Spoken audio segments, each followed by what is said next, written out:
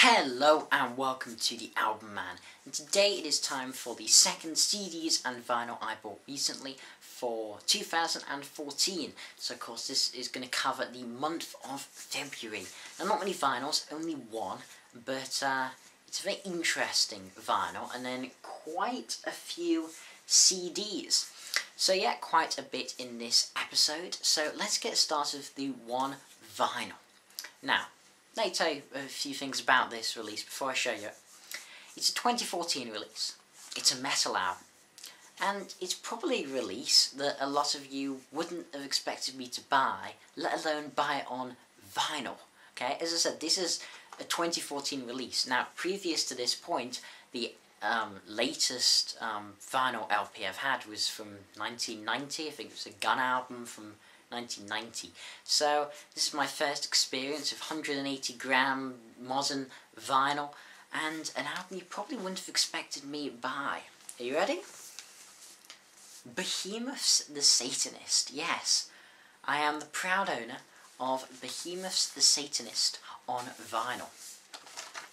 Now, you'll probably be thinking, really, you like Behemoth? Since when have you enjoyed blackened death metal? Well, it's true, I can't say blackened death metal is something I'm particularly into, or black metal. I'm not huge into death metal, I'm quite picky on both. Not to say I don't like them, there's definitely elements I like of both, but I'm quite fussy. And as I said, I'm quite fussy. It doesn't mean I don't like, I dislike all of it. And here, this is something I like. Now this is a fantastic album. I'm going to obviously be doing a review of it in the coming weeks. I want to listen to it a bit more first, really get to grips with this album, because this is so radically different to anything else I own. This is definitely the heaviest album I own. Not just in terms of weight as well, but no, in terms of music, this is heavy. This is some heavy stuff. And it comes with a very, very nice booklet, I have to say. I'll tell you why I decided to go for the vinyl version in a second. This is the album cover you might be a bit more familiar with. Very, very cool album artwork. Honestly, I wish this was sort of the album artwork for the front. I prefer that, honestly, but yeah. It's very nice, explains Nergal's reasoning behind the lyrics to each song. My favourite songs on it, if you're wondering, let's just have a look at the track list. My favourites are probably Mise Noire or Pro Nobis Lucifer. Oh, that's such a great track. The Satanist, love that. And my favourite has to be O Father, O Satan, O Son, which quite honestly is one of the greatest metal tracks I have heard in the last few years. It's just monstrous, O Father, O Satan, O Son. Oh my god, what a track. And yeah, so I was listening to this album before I decided to purchase it. I listened to it a couple of times and I thought it was alright. I thought it was decent. There was some potential there, and then I was just looking in HMV, looking to get something, and I saw this on LP. Just casually browsing. I usually browse for the LPs, but I never buy from them. You know, they're always expensive.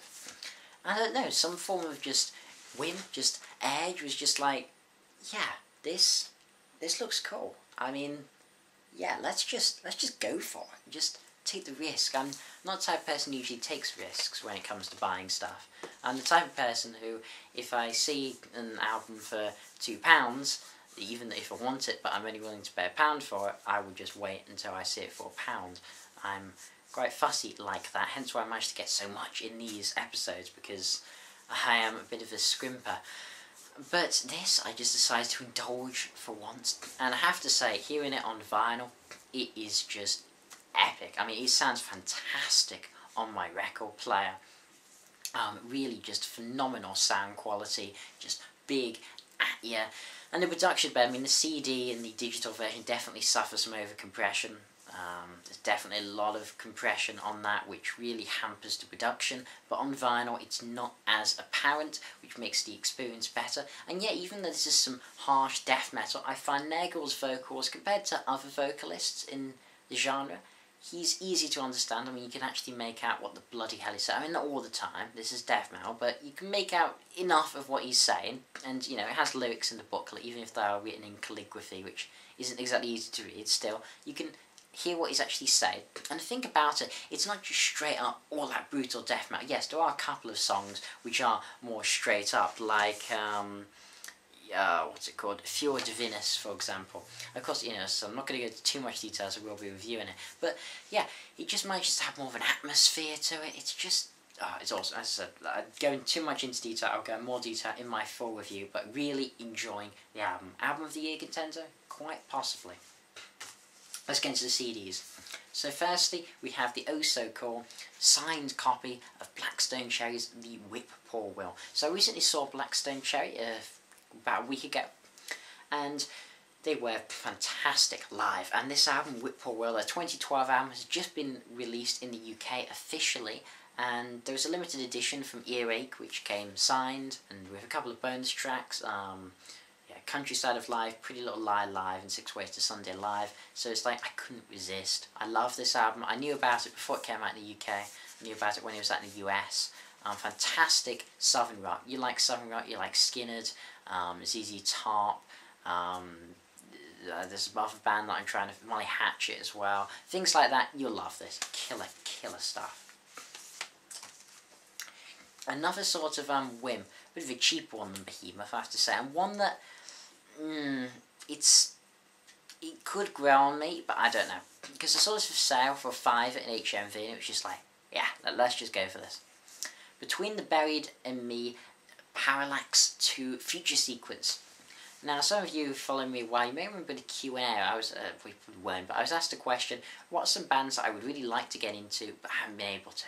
But Between the Buried and Me were on that list, because the musicianship, and instrumentally, this band is just so good. But the vocals, I really found difficult. But I found actually listening to this, there's actually more clean vocals than I thought. I thought it was all death growls, but it turns out there's actually quite a lot of cleans.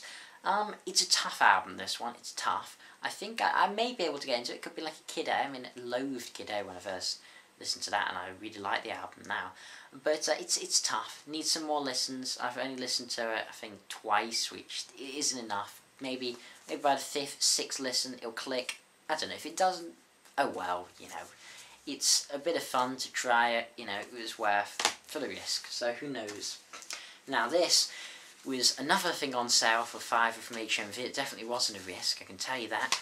The sort of expanded version or whatever of Jimi Hendrix's Axis Bold as Love. So my Hendrix collection ain't great. It consists of Are You Experienced and a live album. I think the double live at Woodstock, and yeah, it says Are You Experienced. So when I saw this for $5 with the DVD having a making of Axis Bold as Love, I couldn't resist. I've been wanting this album. I had to, you know, want to get close to that Hendrix discography. And I have to say, listening to this, I'm a little disappointed. Like, you know, it's a good album. I mean, it is a good album. But is it anywhere near as good as Are You Experienced or Electric Ladyland? No. No, it's not. I mean, yes, it has stuff like Little Ring, Castles Made of Sand, Spanish Castle Magic, If 6 Was 9's great, Bold as Love. You know, it has some really good songs on it, but you can sort of tell that this was one where the record company was, like, pushing him to really get it out. You know, you can sort of feel that it was a little rushed, a little hastily put together in places. Not to say it's a bad album, I do enjoy it, it's Hendrix, great stuff, but not as good. And I haven't heard Band of Gypsies yet, I have to say. I know, I should, I haven't. Oh, so this was something which got paid from YouTube, and I couldn't resist splurging on The Ocean's Plagio, one of my favourite albums of 2013. Just a monstrous progressive metal album, absolutely adore it. Surprised me, because I remember when I first, when I saw loads of people reviewing it, I checked out The Wishing Dreams, didn't think it was that great. But it's very much one of these, you have to listen to it as an album. And I say, if you don't like the death metal vocals, then listen to the instrumental. Because there's a whole instrumental disc in here that comes with the standard version, no deluxe or anything. So, listen to the instrumental, because it's just fantastic. There's no excuses for not listening to the Ocean's Plagio. So last month, you might remember, I bought the Deftones White Pony. And I really liked that album. I thought it was really quite strong. So I decided to go for Diamond Eyes. And I think I like this album actually more. This has my now favourite Deftones song, which is Sex Tape. Oh, what a song that is. That seems to have some like post-rock vibes to it and stuff, as that crescendos. Oh, it's just one of the most beautiful, mesmerising songs I've honestly ever had. I just love Sex Tape so much. I've just been playing that on loop for ages. Love the title track, Rocket Skates, Royal, singles. It's just a really solid album, just end to end, just fantastic stuff. Not quite as screamy as White Pony, which a bit easier for me personally. I'd say I maybe just prefer it to White Pony though. I'm honestly not too sure. They're both fantastic albums. Definitely Deftones band. I'm definitely on the lookout for them. I'm still a bit wary of their older stuff. Sort of anything before White Pony, I do want to check out, but I'm worried it might be a bit too new metal. A fresh album that my fresh collection isn't amazing. It's all right. It's passable. I have the classics, but a modern classic that I really was neglecting had to be Creator's Phantom Antichrist. God, I remember this got good reviews in 2012, and I listened to a couple of the singles from it, which were "Deaf to the World" and maybe the title track. I can't remember. No, maybe United in Hate. I don't know. I listened to a few of the tracks. I thought, oh my god, this is absolutely fantastic. This sort of reminded me a bit of Testament's Dark Route to the Earth. Maybe, I don't know. At the same time, Reduction, the Dark Route to the Earth, certainly. But it's German, and it's amazing. Absolutely fantastic. Again, just another that should have been on my 2012 Albums of the Year list, but wasn't, and probably would have been damn high, because it's a bloody amazing thrash album. If you like thrash and somehow haven't checked this out, check it out. Wonderful album. Another 2013 release. So, Steven Wilson's The Raven That Refused to Sing. Oh, how ironic this album feels to me to now own. Because I remember when it came out, I had no interest in it. I listened to Luminor, thought, oh, this is a decent song.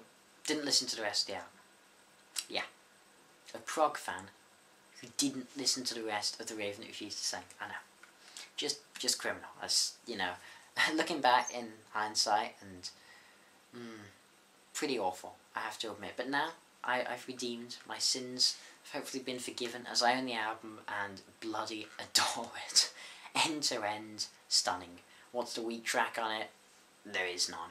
This is just simply the best prog album of last year, 2013, and one of the best prog albums of the decade so far. It is a monumental release. It is amazing. Just, I'd have to say my favourite track on it, definitely Drive Home at the moment. I've listened to that a lot in isolation, just love. Got on Drive Home, just such a great track. Okay, let's go for something a bit classic, a bit Iron Maiden. A big gap in my Maiden collection. I didn't have any of the classic live Maiden albums, no. I only had On Vivo as my live Maiden, which is quite criminal, because how can you have a Maiden collection without Live After Death? So when I saw this for £3, considering it's often considered one of the greatest live albums of all time, it's like, yep, I should probably pick this up. So I did, and do I think it's one of the greatest live albums ever? Quite possibly. I need to listen to it a bit more to really judge, but this could be making an entry in my top 100. This is just fantastic. Now, it does have Rime of the Ancient Mariner, which is not one of my favourite Iron Maiden songs. It's alright, it's good, but I prefer other epics, like When the Wild Wind Blows, or even Alexander the Great, but it's good. The rest of it, I mean, you have the whole Power Slave, None of the Beast, Had I Been on Name Iron Maiden, Run to the Hills running free bit at the end of disc 1, which is just melts your face with just awesomeness. But yeah, fantastic album. Pleased to now actually own it. Okay. So, Neurosis, I bought last month on a Found in Decay. Enjoyed the album quite a bit, so when I saw it in CX, The Sun That Never Sets, I couldn't resist. So, there you go. Haven't actually listened to it yet. Okay, and next we have Devin Townsend, Ziltoid the Omniscient.